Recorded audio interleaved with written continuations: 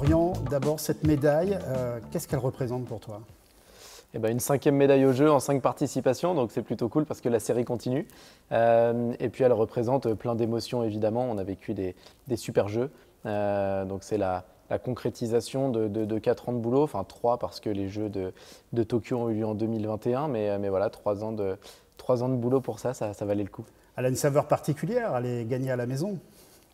Ouais, évidemment, elle est gagnée à la maison, elle est gagnée en double mixte avec une partenaire qui a 20 ans de moins que moi. Donc pour l'anecdote, c'est vrai qu'on était un petit peu le mélange de la nouvelle et de l'ancienne génération. Et puis à la maison avec tous ses supporters, avec tous les Français qui m'ont suivi, c'était génial. L'histoire des flots était vraiment à la surprise, hein. C'était une surprise de ces jeux quand même, hein. Ouais, a priori, on a été surnommé la team Flo-Flo et c'est vrai que quand on nous voyait dans la rue et partout, on était les Flo-Flo. Ouais, c'est une surprise parce qu'on n'était pas très bien classé au niveau mondial. Notre histoire a commencé il y a 3 ans, un championnat de France un peu par hasard. Donc oui, évidemment, c'était une surprise, mais nous, on croyait en nous. Alors on ne va pas se mentir, pas de là, enfin, avoir une médaille, mais en tout cas d'aller le plus loin possible. Et puis ce match de la médaille a été quand même palpitant, je pense, pour nous et d'après ce qu'on nous dit pour tous les supporters. Donc oui, c'est génial vraiment d'avoir cette médaille ensemble. Qu'est-ce qui a fait la différence en fait? Parce que comme tu viens de l'indiquer, elle n'était pas attendue, cette médaille. Qu'est-ce qui a fait la différence? Sans doute beaucoup de complicité entre nous. On a beaucoup préparé cette compète et ces matchs-là, on va dire entre nous, en dehors de la table aussi. Flora, elle venait de perdre son quart de finale du double dame, donc elle était un peu au fond du trou, mais voilà, on se connaît assez bien et elle voulait pas trop voir sa famille. Moi, je lui ai dit va voir ta famille, va pleurer, ça va te faire du bien.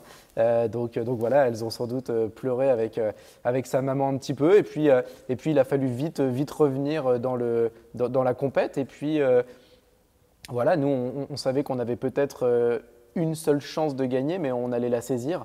Et puis, il y avait l'ambiance, il y avait tout plein de choses. Donc moi, je me suis beaucoup servi de ça en lui disant il faut absolument qu'on amène le public avec nous, il faut absolument qu'ils nous supportent. Et s'il n'y a pas de bruit, ce n'est pas de leur faute à eux, c'est nous, parce qu'on n'arrivera pas. Et donc, il fallait, on va dire, rester collé au score le plus possible pour essayer de leur mettre la pression. Et puis par miracle, sans doute, mais on a réussi. Et quand on finit un match comme ça, comment tu t'es senti? Quelle a été la première émotion? Bah, on est tout le temps derrière dans le match. On est mené 1-7-0, on est mené 2-7-1. Je crois que le 4e set, on le gagne 11-9, donc vraiment très très serré. Et puis à la belle, on part très bien, on mène 7-0. Et puis les autres reviennent à 8-5 à un moment, et là je commence à avoir un petit peu peur. Mais on gagne le point à 9-5. Flora, même notamment un peu toute seule, elle le gagne. Et puis voilà, donc comment je le vis? Bah, évidemment très bien. Je suis heureux avec ma coach. On n'avait pas encore eu de médaille au jeu. Donc c'était l'occasion d'en avoir une. Et puis je lui avais promis qu'on en aurait une un jour. Alors j'en savais rien si je pouvais tenir ma promesse, mais c'était le but. Et puis du soulagement.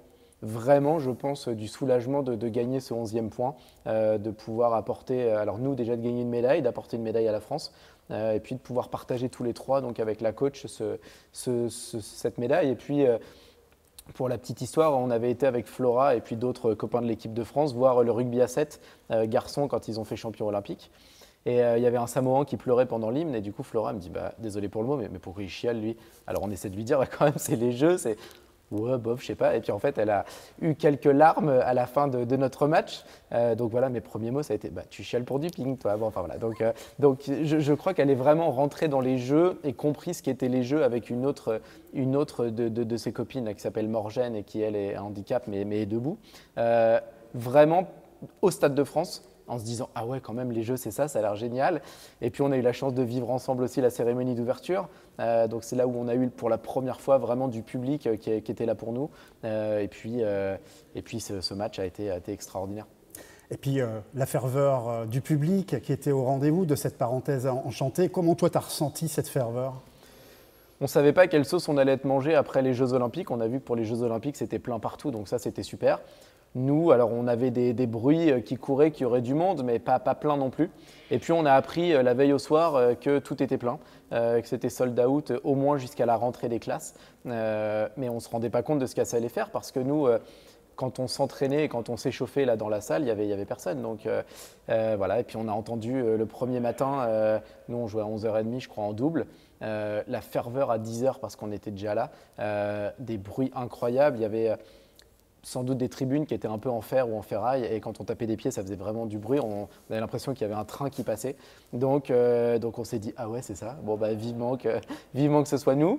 Et puis, on n'a évidemment pas été déçus. C'était vraiment incroyable. Il y avait des Marseillaises toutes les 3 minutes. Il y avait des encouragements. Allez les Bleus, allez la France, des drapeaux, des trucs.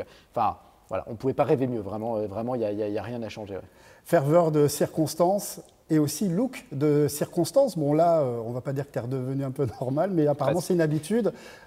Pourquoi ce choix un peu vintage, hein, avec ces fameux manchons, pour ceux qui ont plus de 30 ans, on va dire, connaissent très très bien. Pourquoi ce choix? Et bah pourquoi? Parce que je suis avec une petite princesse influenceuse quand même en double, on va pas se mentir, et que elle, les photos, c'est important et indispensable. Et j'avais dit, je vais essayer d'être le plus moche possible pour gâcher toutes tes photos jusqu'à la fin de ta vie. Je pensais pas qu'on aurait une médaille, donc en fait, le pari est encore plus réussi pour moi parce que maintenant, on est vraiment liés sur toutes les photos avec ma coupe mulet et ma grosse moustache. Donc ouais, non, c'était un petit clin d'œil. Moi, à tous les jeux, je fais un look un petit peu rigolo. Et puis là, vraiment, c'était l'occasion. Et je pense que très vite, on nous a apparenté un petit peu à ça quand même, à ce double un peu loufoque, avec d'un côté, je te dis, la princesse qui fait attention à tout, et puis à côté, moi qui m'en moque un peu de tout. Mais oui, c'était pour la petite histoire. Et je te dis, avec cette médaille, les photos resteront encore plus gravées. Alors pour notre éternité, on va dire, je ne vais pas non plus m'emballer pour tout le monde, mais nous, on sera associés comme ça. Un petit mot sur le simple. Tu nous avais confié avant de partir au JO, arriver au quart de finale serait déjà un bel objectif. Objectif, on va dire, rempli hein, quand même.